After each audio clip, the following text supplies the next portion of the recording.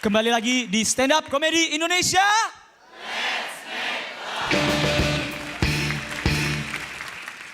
Komik berikut ini adalah komik abadi di Stand Up Comedy Kompas TV karena dari season 1 sampai season 3 dia ini gak pernah dieliminasi.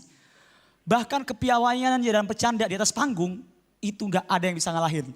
Dengan bangga saya mempersembahkan seorang komika sekaligus seorang mentor dan host di Stand Up Comedy Indonesia Kompas TV, Panji Pragiwaksono.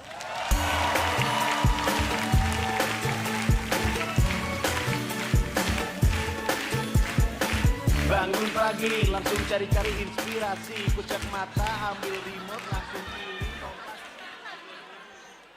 Itu lagu gue.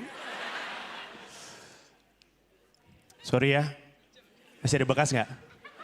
Habis minum cincau capanda.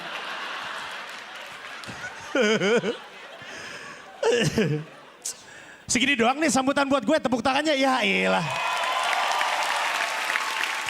Lu sadar kan? Kalau gue merasa sambutan lu gak seberapa terus gue ngambek, gue gak akan muncul season depan dan yang muncul menggantikan gue adalah si G. Dengan mulutnya yang belibet. Tapi tahu nggak? Baru beberapa hari yang lalu gue bikin pertunjukan di sini habis gelap terbitlah tawa. Ya saja, it's okay. Tahu nggak yang keren dari acara itu apa? Ada caloknya di depan. Saking lakunya acara gue ada caloknya di depan. Keren gak tuh? Gue samperin, gue ajak foto tuh calok. Bang, foto bang sama saya bang. Abis itu orangnya ngomong sama gue, bang mau tiket nggak? Lah ini kan acara gue. Nggak tahu gue siapa dia. Kenapa sampai hari ini masih ada orang yang nggak tahu gue siapa?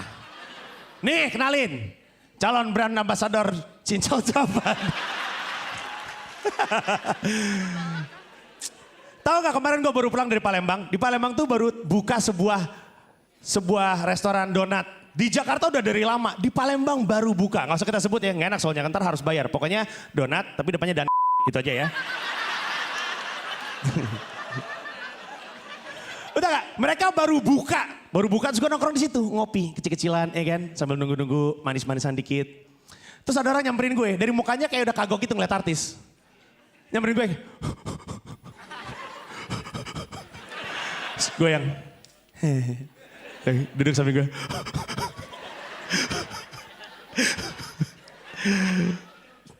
Artis ya?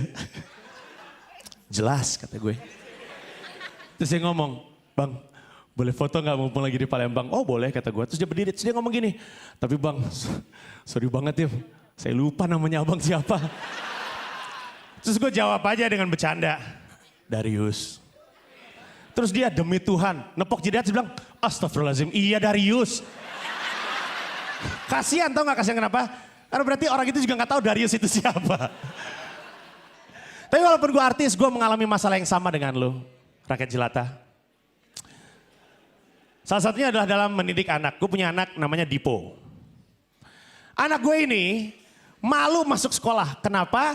Karena dia TK 0 gede. Temen-temennya udah pada bisa baca kecuali dia. Dan dia minder, kasihan kan? Harusnya kan TK kan belum harus belajar baca. Harusnya itu SD. Tapi tekanannya itu dari teman-temannya udah pada bisa. Dia nggak bisa, dia nggak mau. Katanya dia malu. Aku nggak mau masuk sekolah, aku malu, aku belum bisa baca. Terus susah untuk nerangin bahwa gue pengen bilang tiap orang tuh bakatnya beda-beda. Gue bilang sama anak gue Dipo, gak usah sedih. Ayah dulu waktu TK juga gitu kok. Bahkan ayah waktu SD, SMP, SMA ranking paling bawah. Terus anak gue ngeliatin gue kayak, oh nurunnya dari lu.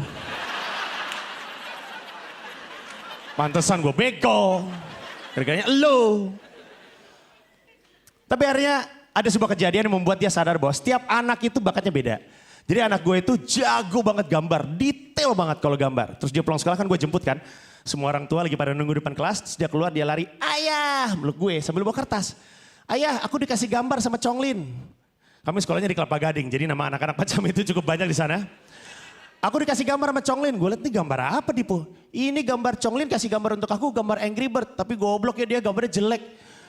Terus gue bilang Dipo, dia tuh bukan goblok, artinya kamu bakatnya gambar, dia bakatnya enggak. Kalau Conglin bisa baca kan bukan berarti kamu bego, kamu ngerti? Ngerti ayah? Udah sekarang kamu main dia. Terus gue berdiri gue bilang, maaf ya mamanya Conglin, dari tadi mamanya di sini. Dia nggak tahu mamanya siapa, nggak tahu dia, gue tahu. Dia ngomong Conglin bego, mamanya di sini. Kan gue gak enak. Gobloknya Conglin, diem aja samping gue.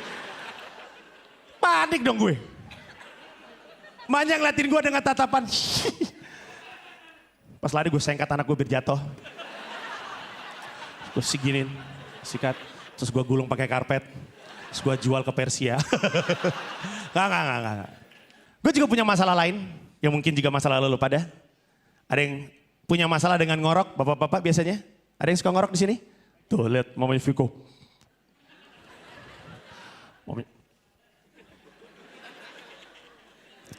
Enggak, gue juga ngorok. Dan gue tahu istri gue terganggu. Kan gue sayang sama istri gue. Gue gak pengen, dia tuh hampir tiap malam kalau tidur selalu pindah kamar saking kerasnya gue ngorok. Dan gue tahu betapa terganggunya. Karena gue pernah waktu itu satu hari, lagi Jumatan, di dalam ada yang tidur. Biasa aja kan. Masalahnya si kampret ini ngorok. Orangnya gede banget. Lu tau kan kalau orangnya gede, suaranya ngoroknya juga gede. Gede banget orangnya, seginilah pokoknya, gede banget. Gede banget. Terus, dan ini Jumatan, mesti diingat ini Jumatan. Kan semua orang diam dong di dalam masjid. Ini bukan masjid gede, masjid kecil. Semuanya diam kecuali khotibnya. Dan dia ngorok, suara ngorok dia seperti titik dan koma sang khotib. Dan apabila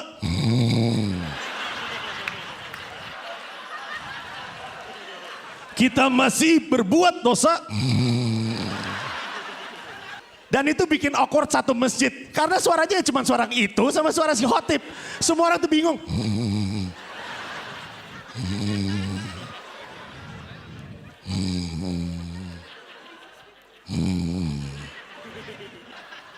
Terus gue harus bangunin dia. Tahu gak sih ketika ada orang ngorok digeser terus ngoroknya makin keras? Itu yang terjadi tuh. Kan berisik banget kan ya, gue bangunin aja. Pas gue bangunin.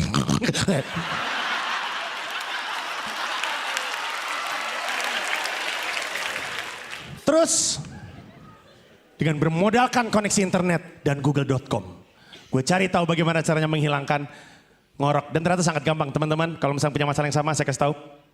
Ngorok itu terjadi karena biasanya kita makin gemuk. Gue gak gemuk by the way. Gue cuman tebal sedikit.